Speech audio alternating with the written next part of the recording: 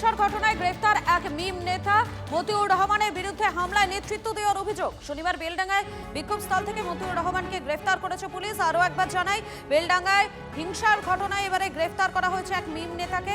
মতিউর রহমানের বিরুদ্ধে হামলায় নেতৃত্ব দেওয়ার অভিযোগ উঠে আসছে। শনিবার বেলডাঙ্গার বিক্ষোভস্থল থেকে মতিউর রহমানকে গ্রেফতার করেছে পুলিশ।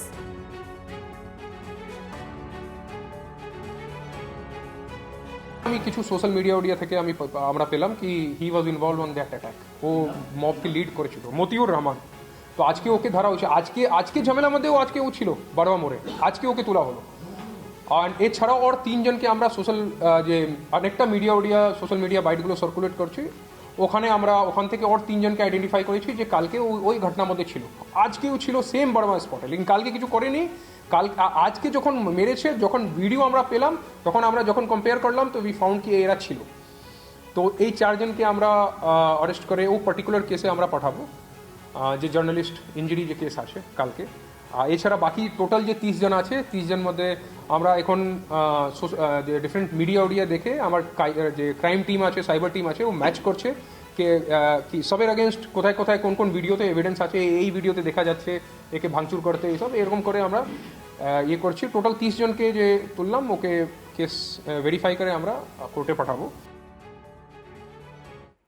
বেলডাঙ্গা হিংসার দায় তৃণমূলের ঘাড়ে চাপিয়েছেন প্রধানমন্ত্রী। মোদির মুখে মহিলা সাংবাদিককে হেনস্থার প্রসঙ্গ উঠে এসেছে। বাংলা থেকে তৃণমূলকে উৎখাতের ডাক প্রধানমন্ত্রী নরেন্দ্র মোদী। बंगाल में परिवर्तन लाने की यहां के युवा साथियों और यहां की माताओं बहनों की बहुत बड़ी जिम्मेदारी है। अभी हमने कल ही देखा है, एक महिला पत्रकार के साथ टीएमसी के गुंडों ने कितनी अभद्रता की है। इस स्थिति को बदलना होगा। ये काम कौन करेगा? ये काम कौन करेगा? ये काम कौन करेगा?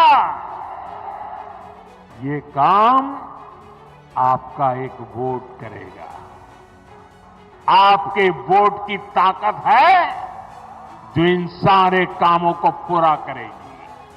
कमल छाप पर पड़ा आपका एक एक वोट पश्चिम बंगाल के पुराने गौरव को फिर लौटाएगा। বেলডাঙ্গা হিংসায় বিজেপির ইন্ধন দাবি করছেন অভিষেক বন্দ্যোপাধ্যায়। গতকাল বহরমপুরে রোড শো থেকে নাম না করে ভরতপুরের বিধায়ক হুমায়ুন কবিরকে গদ্দার বলে তোপ দিয়ে গেছেন তিনি। অশান্তিতে বিজেপির লাভ, সতর্ক থাকতে বললেন অভিষেক। প্ররোচনায় পা না দেওয়ার বার্তাও দিয়েছেন তিনি। বেলডাঙ্গায় কিছু অশান্তির ঘটনার খবর আমি পাই, তারপর খোঁজ নিয়ে দেখলাম এই যে ঘটনাটা ঘটছে এর ইন্ধন দিচ্ছে বিজেপির বাবুরা। আর একটা নতুন গদ্দার তৈরি হয়েছে এই মাটিতে সে। আমি যদি আজকে এখানে না আসতাম তাহলে সেই গদ্দারদের অক্সিজেন দেওয়া হতো। আমি যখন খোঁজ নিয়ে দেখলাম যে এই ঘটনার পিছনে প্রত্যক্ষভাবে তাদের মদত এবং ইন্ধন রয়েছে, যারা কোনোদিন মানুষের পাশে থাকেনি, একটা গদ্দারকে, একটা মির্জাফরকে, একটা বিজেপির দামি ক্যান্ডিডেটকে তো আপনারা বিদায় দিয়েছেন, আর একটা নতুন গজিয়েছে। সেটাকে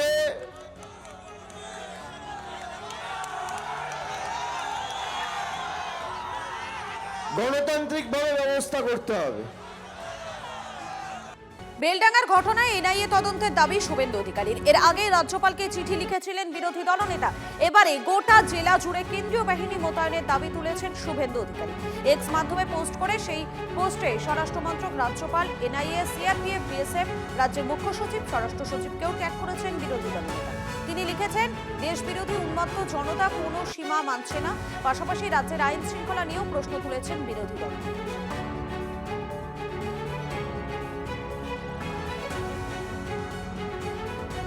বদ্ধভূমি বেলডাঙ্গা, কেন্দ্রীয় বাহিনী চাইলেন শুভেন্দু অধিকারী। দর্শকের ভূমিকায় পুলিশ, কেন্দ্রীয় বাহিনী মোতায়েনের আর্জি জানিয়ে রাজ্যপালকে চিঠি বিরোধী দলনেতার। বেলডাঙ্গায় বিএনএসএস এর 163 ধারা জারির আবেদন জানিয়েছেন বিরোধী দলনেতা শুভেন্দু অধিকারী। আরো একবার জানাই, বদ্ধভূমি বেলডাঙ্গা, কেন্দ্রীয় বাহিনী চাইলেন এবারে বিরোধী দলনেতা শুভেন্দু অধিকারী। দর্শকের ভূমিকায় পুলিশ, কেন্দ্রীয় বাহিনী মোতায়েনের আর্জি জানিয়ে রাজ্যপালকে চিঠি বিরোধী দলনেতা। বেলডাঙ্গায় বিএনএসএস এর 163 ধারা জারির আবেদন শুভেন্দু অধিকারী।